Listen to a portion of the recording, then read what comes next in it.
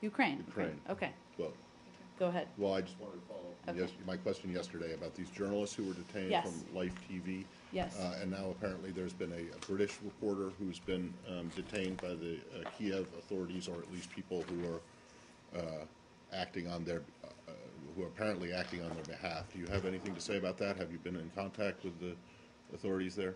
Well, we would condemn, of course, the unlawful detention of journalists in any capacity. I will say on the specific, I don't have any details on the new report of the British journalists, so I'll have to look into that, Matt, for you. But the question you asked yesterday, the Ukrainian Security Services, according to reports, detained a number of individuals who were in possession of fake journalist credentials issued by the non-existent Donetsk People's Republic. Reportedly, they were carrying man-portable anti-aircraft missiles in the trunks of their cars at the time of their detention. So I haven't looked in your trunk lately, but I think it's unlikely you have those in there. Certainly Well, that wouldn't you raises like to some know? questions about these individuals and whether they were actually journalists. So you're saying that these guys who were detained from the Life TV had man pads in the trunk of their car, or and that you know that? These are according to reports and our conversations with Ukrainians on the ground.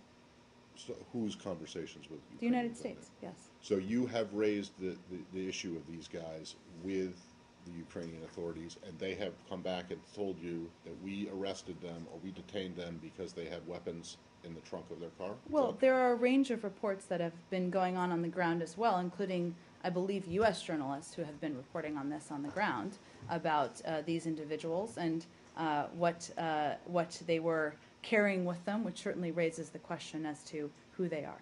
Well, okay, maybe. I mean, possibly yes, I guess it does. But the question is whether or not you, the U.S. government, is relying on reports from outside, or whether the Ukrainian authorities have specifically told you that this is why they were detained, that they were carrying weapons, that they had man pads in the trunk of their This car. is from our team on the ground who is certainly in touch with Ukrainian authorities. And they believe that these reports that they were carrying weapons and had, I'm not sure that they were carrying weapons, are credible?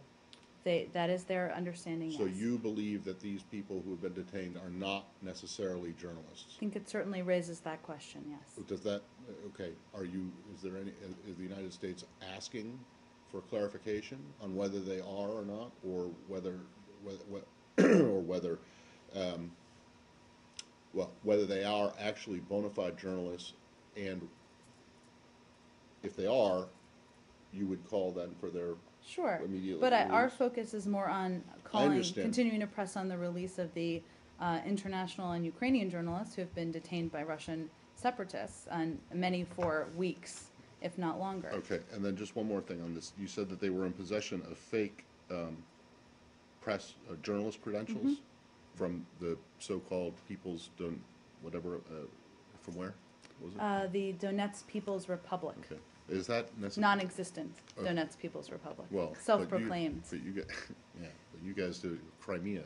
You don't accept that either. But is that in itself a reason for a reasonable reason to detain someone, that they had press credentials from some? I mean, a lot of times in areas of conflict, people have press credentials that are written out by the neighborhood militia, who you guys wouldn't consider to be a legitimate authority. I mean, I think, Matt, it's the weapons. It's relevant information, and obviously I'd refer you to the government of Ukraine on more details on these individuals and why they were detained, but I think these pieces and the context is obviously relevant information. Do you know if the Russian government has contacted you about this case?